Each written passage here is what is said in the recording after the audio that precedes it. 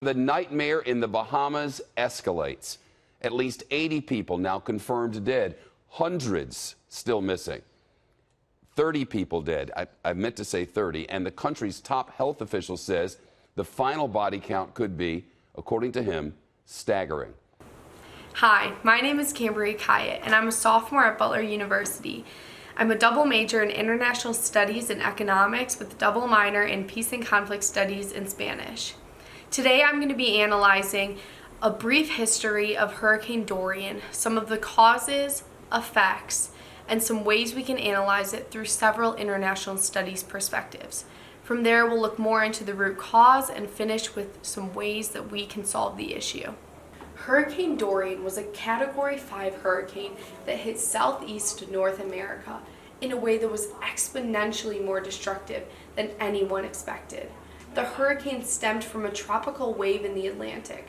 Several states in the U.S., such as Florida, Georgia, South Carolina, North Carolina, and Virginia, declared a state of emergency for their citizens. The hurricane also made it as far north as Newfoundland and Nova Scotia. Although these states were hit very hard from the hurricane, it was nothing compared to the effect it had on the Bahamas. The property damage in the Bahamas was estimated to be above $7 billion. Although this may not seem like a large amount of money for a country, it is incredibly high given the country's size and wealth. Many countries have come together to attempt to aid the Bahamas in their time of struggle.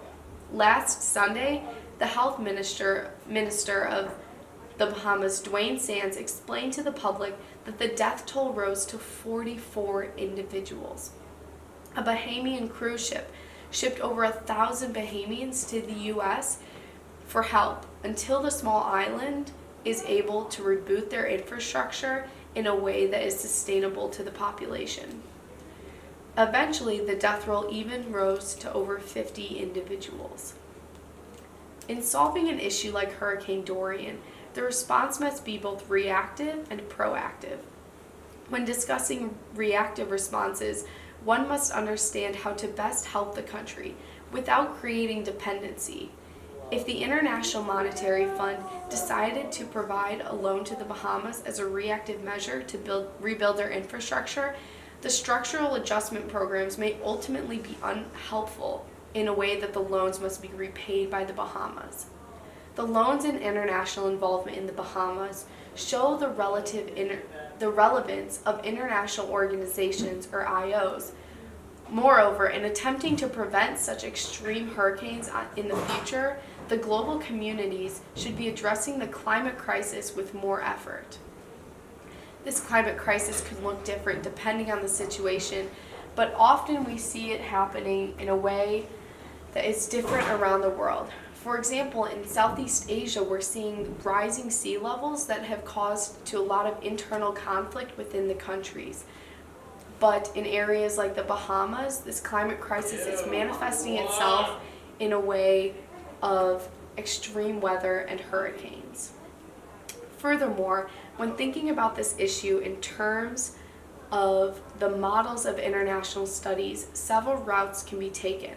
To begin, the feminist approach would question whether this effect disproportionately affects people of certain genders. For example, in providing government aid, we would maybe ask the question, are women's products being provided as consistently as men's, and how are those different genders being treated differently under the government aid? That might be just one example. Another perspective that the international studies community might take on would be the realist perspective. And the realist perspective may not even accept help from the United Nations or other international organizations because they would not trust the countries to fully come into their borders.